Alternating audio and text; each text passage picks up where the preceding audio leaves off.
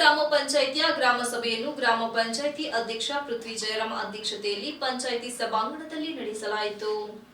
ಸಭೆಯಲ್ಲಿ ಹಾಜರಿದ್ದ ಗ್ರಾಮಸ್ಥರು ಕಣತೂರು ಗ್ರಾಮ ಪಂಚಾಯಿತಿ ವ್ಯಾಪ್ತಿಯ ಹಳ್ಳಿಗಳಿಗೆ ಸೇರಿದ ವಾಟೆಹೊಳೆ ನಾಲೆಯು ಈ ಭಾಗದಲ್ಲಿ ನೂರಾರು ರೈತರು ವಾಟೆಹೊಳೆ ನಾಲೆಯ ನೀರನ್ನು ಕೃಷಿಗೆ ಬಳಕೆ ಮಾಡಿಕೊಂಡು ಬೇಸಾಯ ಮಾಡುತ್ತಿದ್ದಾರೆ. ಈ ಗ್ರಾಮೀಣ ಭಾಗದಲ್ಲಿ ರೈತರು ಜಮೀನಿಗೆ ತೆರಳಲು ಅಕ್ಕಪಕ್ಕದ ಜಮೀನಿನ ಮಾಲೀಕರು ರಸ್ತೆಯನ್ನು ಆಕ್ರಮಿಸಿಕೊಂಡಿದ್ದಲ್ಲದೆ ಬೇಲಿ ಗಿಡಗಂಟೆಗಳು ಬೆಳೆದು ನಿಂತಿದೆ ಮತ್ತು ಕೊಡಗೇಹಳ್ಳಿ ಗ್ರಾಮದ ಡೀಪ್ ಕಟಿಂಗ್ ವ್ಯಾಪ್ತಿಯಲ್ಲಿ ವಾಟೆಹೊಳೆ ನಾಲೆ ಸೇರಿದ ಜಾಗದಲ್ಲಿ ಅನ್ಯ ವ್ಯಕ್ತಿಗಳು ಹಗಲು ರಾತ್ರಿ ಎನ್ನದೇ ರಾತ್ರೋರಾತ್ರಿ ಜೆಸಿಪಿ ಮುಖಾಂತರ ಅಗೆದು ಲಾರಿಯಲ್ಲಿ ಸಾವಿರಾರು ಟನ್ ಮಣ್ಣನ್ನು ಪಟ್ಟಣದ ಖಾಸಗಿ ಲೇಔಟ್ ಭೂಮಾಫಿಯಾದವರು ಸಾಗಿಸುತ್ತಿದ್ದಾರೆ.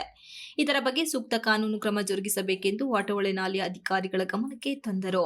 ಸಭೆಯಲ್ಲಿ ಹಾಜರಿದ್ದ ವಿವಿಧ ಇಲಾಖೆ ಅಧಿಕಾರಿಗಳು ತಮ್ಮ ಇಲಾಖೆಯಲ್ಲಿ ಒದಗಿಸಲಾಗುತ್ತಿರುವ ಸವಲತ್ತುಗಳ ಬಗ್ಗೆ ಹಾಗೂ ಇಲಾಖಾ ಕಾರ್ಯಕ್ರಮದ ಬಗ್ಗೆ ಸಮಗ್ರ ಮಾಹಿತಿ ನೀಡಿದರು. ಹಾಗೂ ಕಣತೂರು ಗ್ರಾಮದಲ್ಲಿ ಕುಡಿಯುವ ನೀರಿನ ವ್ಯವಸ್ಥೆ ಮಾಡಿಕೊಡಬೇಕೆಂದು ಬೇಡಿಕೆ ಇಟ್ಟಿದ್ದು, ಮುಂದಿನ ದಿನಗಳಲ್ಲಿ ಕುಡಿಯುವ ನೀರಿನ ಘಟಕದ ವ್ಯವಸ್ಥೆ ಮಾಡಿಕೊಡುವುದಾಗಿ ಅಧ್ಯಕ್ಷರು ಭರವಸೆ ನೀಡಿದರು.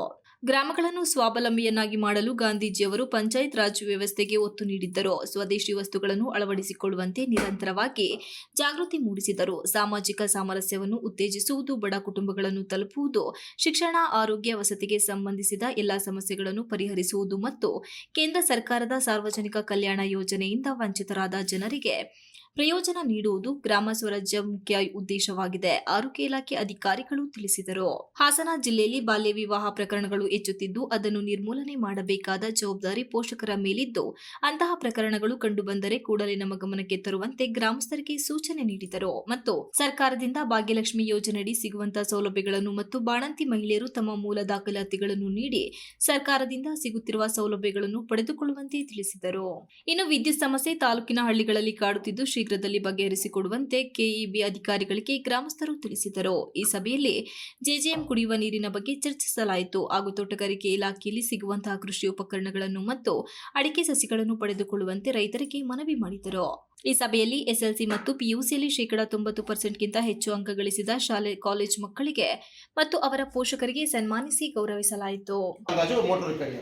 ಮತ್ತೆ ನಾವು ವಿಶೇಷವಾಗಿ ನಮ್ಮ ಪಂಚಾಯತಿಲಿ ನಮ್ಮ ಈ ಟರ್ಮ್ ಅಂದಾಗ ನಾವು 4.25 ವರ್ಷ ಆಯಿತು ಬಂದಮೇಲೆ ಪ್ರತಿ ವರ್ಷ SC/ST ಮತ್ತು ಅಂಗವಿಕಲ ಯೋಜನೆಯಲ್ಲಿ ಒಂದು 48 ಸ್ಪ್ರೇ ಮಿಷಿನ್ಗಳು ಮತ್ತು ಸೋಲಾರ್ ದೀಪಗಳು ಮನೆಯಲ್ಲೇ ಉಪಯೋಗಿಸೋಂಥದ್ದು. ಅಂದರೆ ಹಿಂದೆ ಎಲ್ಲ ಸ್ವಲ್ಪ ದೊಡ್ಡ ಐಟಮ್ ಏನೋ ಒಂದು ಟೈಲರಿಂಗ್ ಮಿಷಿನೋ ಇಲ್ಲ ಡ್ರೈವಿಂಗ್ ಕ್ಲಾಸ್ಗೋ ಆ ಥರ ಏನೋ ಮಾಡ್ತಾಯಿದ್ರು. ಆದರೆ ಅದು ಒಂದು ವರ್ಷಕ್ಕೆ ಒಬ್ರಿಗೋ ಇಬ್ರಿಗೋ ಮಾಡ್ಬೋದಾಗಿತ್ತು ಆ ದುಡ್ಡಲ್ಲಿ. ಬಟ್ ನಾವು ಹೆಚ್ಚಿನ ಜನಕ್ಕೆ ರೀಚ್ ಆಗಬೇಕು ಅಂತ ಹೇಳಿ ಸ್ಪ್ರೇ ಮಿಷಿನ್ನು ಮತ್ತು ಸೋಲಾರ್ ಲೈಟ್ ವ್ಯವಸ್ಥೆ ಮಾಡಿದ್ದೀವಿ. ಅಂದಾಜು 48-50 ಜನದವರೆಗೂ ವಾರ್ಷಿಕ ನಾವು ಫಲಾನುಭವಿಗೆ ನೀಡ್ತಾ ಇದ್ದೀವಿ. 4.25 ವರ್ಷ ಆಯಿತು. 4 ಬಾರಿ ಆ ಥರದ ಕೆಲಸವನ್ನು ಮಾಡಿದ್ದೀವಿ.